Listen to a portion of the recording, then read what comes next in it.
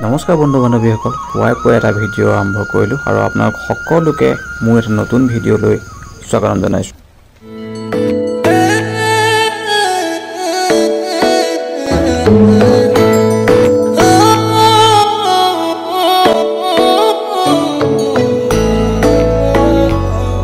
গম পাইছে মোৰ চেনেলটোৰ নাম কুঁহিপাত একে আৰু আপোনালোকক এই কুঁহিপাত একে জৰিয়তে নতুন নতুন ভিডিঅ' বা সৰু সৰু ভিডিঅ'ৰ জৰিয়তে আপোনালোকৰ লগত কথা পাতিবলৈ বা আপোনালোকক কিছু নতুন পৰিৱেশ বা সদায় চলি থকা কিছু পৰিৱেশ মোৰ জীৱনৰ লগত খাপ খোৱা কিছু পৰিৱেশ দেখাবলৈ চেষ্টা কৰোঁ। আৰু আজিও তেনেদৰে মই আহি আছোঁ শিৱসাগৰ টাউনলৈ। শিৱসাগৰ টাউনলৈ কিয় আহি আছোঁ সেই বিষয়ে বাৰু আপোনালোকক জনাম। নিশ্চয় আপোনালোকে যদি ভিডিঅ'টো চাই যায় আপোনালোকে মই নকলেও গম পাব। কিন্তু এতিয়া মই আহি আছোঁ শিৱসাগৰ টাউনৰ ফালে আৰু এয়া পাইছোঁহি ফুলপানীচিগা পাৰ হৈ ভটিয়াপাৰ পাৰ হৈ আমি জয়সাগৰ মেডিকেলৰ সন্মুখে ৰাস্তাটোদি আহি আছোঁ আৰু আহি থাকোঁতে দেখিলোঁ বতৰটো ডাৱৰীয়া। দেখিছেই গাড়ীও এপাৰ চলা মাৰি আহিছোঁ, গতিকে বৰষুণ কিনকিনকৈ দি আহিছে আৰু এনেকুৱা কিনকিনীয়া বৰষুণ দি থাকিলে পৰিৱেশবোৰ বৰ ধুনীয়া লাগে। মোৰ কিন্তু এনেকুৱা পৰিৱেশবোৰ খুব ভাল লাগে আৰু সেয়েহে এটি ভিডিঅ' নকৰাকৈ নোৱাৰিলোঁ।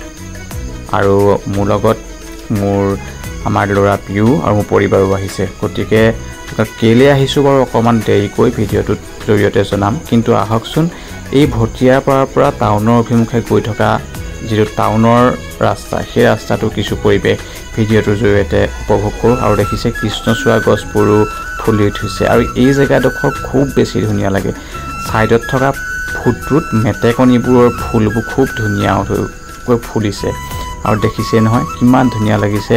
কিনকিনকৈ বৰষুণ দি আছে, সেউজীয়া গছবোৰৰ পৰা পাতবোৰ সেউজীয়া হৈ পৰিছে, লগতে সেউজীয়া পাতত লাগি থকা টোপাল পানীবোৰ যেন হীৰা মুকুতাৰ দৰে জিলিকি পৰিছে। খুব ভাল লাগে এনেকুৱা পৰিৱেশ, নহয়নে? আৰু এইকণকৈ ৰুদ্ৰসাগৰ আৰু সৰুটো যে দেখিলে অকণমানকৈ সেইটো হৈছে ৰুদ্ৰদৌল, যিটো লক্ষ্মী সিংহই বনাইছিল। শিৱসাগৰ জিলাৰে এইটো এটা ঐতিহ্য।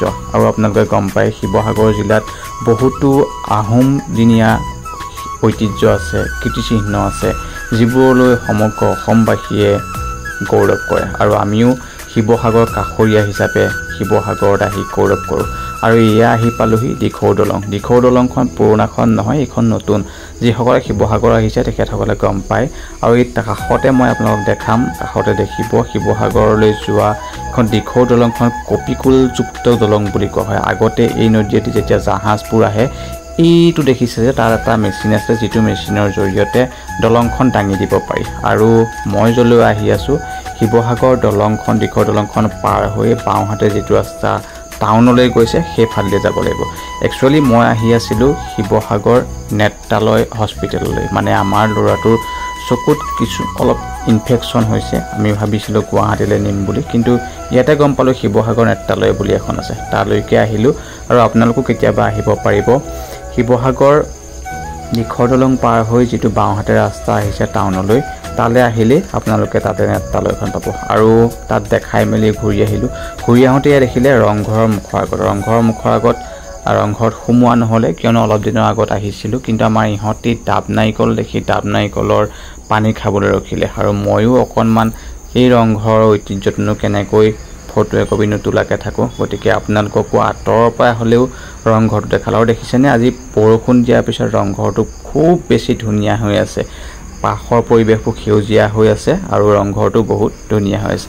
কিন্তু বৰষুণে আমাৰ গাড়ীখন একেবাৰে অৱস্থা বেয়া কৰি পেলালে। আহোঁতে মই ধুই মেলি আনিছিলোঁ, কিন্তু আহি পোৱাৰ পিছত এয়া চাওকচোন গোটেই অৱস্থা বেয়া হৈ গ'ল। উপায় নাই, গাড়ী ৰাস্তাত চলিলে বোকা লাগিবই। আৰু ৰংঘৰৰ পৰা আহিয়ে পটককৈ সিদ্ধান্ত এটা লৈ পেলালোঁ, যিহেতু পিউকো লৈ আহিছিলোঁ, তলাতল ঘৰত এপাক সোমাই যাওঁ। আৰু সেই উদ্দেশ্যে তলাতল ঘৰলৈ বুলি বাট ল'লোঁ। আৰু আহোঁতেই আৰম্ভণিৰে পৰা ভিডিঅ' এটা কৰি ল'লোঁ। এইকণো খুব বেছি ধুনীয়া লাগে। মই আগতে আহিছিলোঁ এবাৰ মোৰ গাড়ীৰ লাইচেন্সৰ ইণ্টাৰভিউ দিবলৈ আহিছিলোঁ, তেতিয়াৰ পৰা এই জেগাডোখৰ খুব ভাল লাগে। আৰু এইডোখৰতে আমাৰ অফিচ এটাও আছে। আৰু এয়া দেখিছে সোমাই আহিছোঁ ন-দুৱাৰ, মানে আগৰ দিনৰ ৰজাসকলে এনেকৈ আদৰণি জনাইছিলে। এইখন মূল গেট, আৰু এখন গেট আছে ইফালে। দেখিছেনে পৰিৱেশটো কিমান বেছি ধুনীয়া। আচলতে এনেকুৱা পৰিৱেশবোৰ আজিকালি হাইৱে কিনাৰত দেখিবলৈ খুব কমকৈ পোৱা যায়। 4 লেনটো যেতিয়াৰ পৰা হৈছে হাইৱে কিনাৰ গছবোৰ সম্পূৰ্ণৰূপে কাটি পেলোৱা হ'ল গতিকে এনেকুৱা পৰিৱেশবোৰ কৰবালে আহিলে আজিকালি পাবলৈ বৰ দিগদাৰ হয় আৰু আহি এয়া তলাতল ঘৰৰ তিনিআলি সন্মুখতে পালোহি আৰু এইকণ সোমাই আহি খুব ভাল লাগে আৰু পৰিৱেশটো এটা তলাতললৈ ঘৰ এটা খুব সুন্দৰ পৰিৱেশ ইয়াতে কৰি ৰাখিছে চাহ কাষৰ যি দোকানবোৰ আচলতে থলুৱা সম্পত্তিৰে থলুৱা বস্তুৰে আচলতে সজাই তুলিছে আৰু তলাতল ঘৰৰ ভিতৰত সোমালৈ দেখিছেনে আৰু আজিকালি তলাতল ঘৰলৈ সোমাওঁতে টিকেট কাউণ্টাৰৰ ব্যৱস্থা নাই মানে টিকেট কাউণ্টাৰ ব্যৱস্থা আছে আপুনি অনলাইনে নিজৰ মোবাইলৰ জৰিয়তে কৰিব লাগিব আৰু ময়ো টিকেটটো মোৰ নিজৰ মোবাইলৰ জৰিয়তে কৰি ল'লোঁ আৰু কৰি লৈ সোমাই আহিলোঁ তলাতল ঘৰৰ ভিতৰলৈ আৰু সোমাই দেখিছে আপোনালোকে দুৱাৰমুখতে দুটা ধুনীয়াকৈ সজাই থৈছে দুটা গৃহত বৰটোপ বুলি কোৱা হয় যিটো আচলতে আগতে যুদ্ধ ক্ষেত্ৰত ব্যৱহাৰ কৰিছিল ৰজাসকলে এয়া দেখিছে আপোনালোকে খুব সুন্দৰকৈ যিহেতু আজি বৰষুণ আছিলে সেউজীয়া হৈ আছে পৰিৱেশটো ফুলবোৰ খুব ধুনীয়াকৈ ফুলি আছে অৱশ্যে এতিয়া অলপ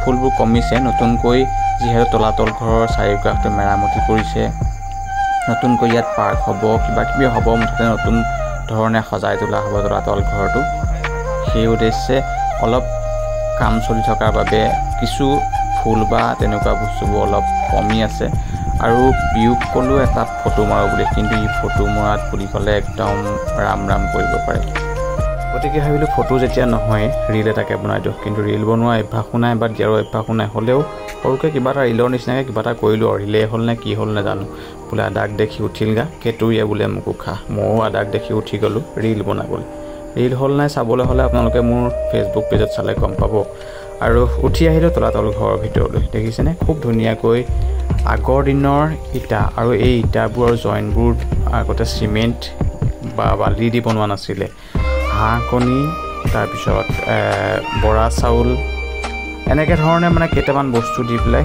এই ৱালবোৰ বনাইছিলে আজিও একদম ধুনীয়াকৈ সজীৱ হৈ আছে সতেজ হৈ আছে অৱশ্যে পুৰণা হোৱাৰ কাৰণে অলপ দেখিবলৈ বেয়া হৈছে কিন্তু হ'লেও ইয়াৰ আজিৰ যুগৰ চিমেণ্ট বালিয়ে ইয়াৰ লগত হয়তো জোৰ নাপাব আৰু এই পুৰণা ঐতিহ্যবোৰ আচলতে সঁচাকৈ বহুত নিখুঁতভাৱে বহুত চিন্তা কৰি বহুত বেলেগ ধৰণে আচলতে বনাইছিলে এইবোৰ আজিৰ যুগত আজিৰ যিবোৰ ঘৰবোৰ আছে তাৰ লগত আজিৰ যুগৰ লগত মিলিব পৰাকৈ বস্তুবোৰ আচলতে তেতিয়াই বনাইছিলে আৰু সঁচাকৈ ভালকৈ যদি পৰ্যবেক্ষণ কৰে সেই ঘৰটোৰ যথেষ্ট ৰহস্য আছে আৰু বহুত চিন্তা কৰি বহুত চাগে নিখুঁতভাৱে এই বস্তুবোৰ বনোৱা হৈছিলে আৰু বাহিৰৰ পৰা এই অকণমান চাওক তলাতল ঘৰটো আৰু বৰ বেছি দেৰি নকৰিলোঁ যিহেতু সময়ো বহুত বেছি নাই আৰু আমি সোনকালে আহিলোঁ গতিকে ঘৰলৈও যাব লাগে অলপ যিমান পাৰোঁ আপোনালোকক দেখাবলৈ চেষ্টা কৰিলোঁ মেইন উদ্দেশ্য আছিলে প্ৰিয়ক আচলতে এই বস্তুবোৰ দেখুওৱা সদায় আহিবলৈ সময় নাপাওঁ